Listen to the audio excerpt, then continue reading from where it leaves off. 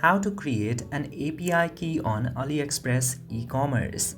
Now in order to create an Aliexpress e-commerce API key, in that case just simply open your browser and then search for Aliexpress Open Platform and open the Aliexpress Open Platform's website in the very top, and once you do that you are gonna see this page.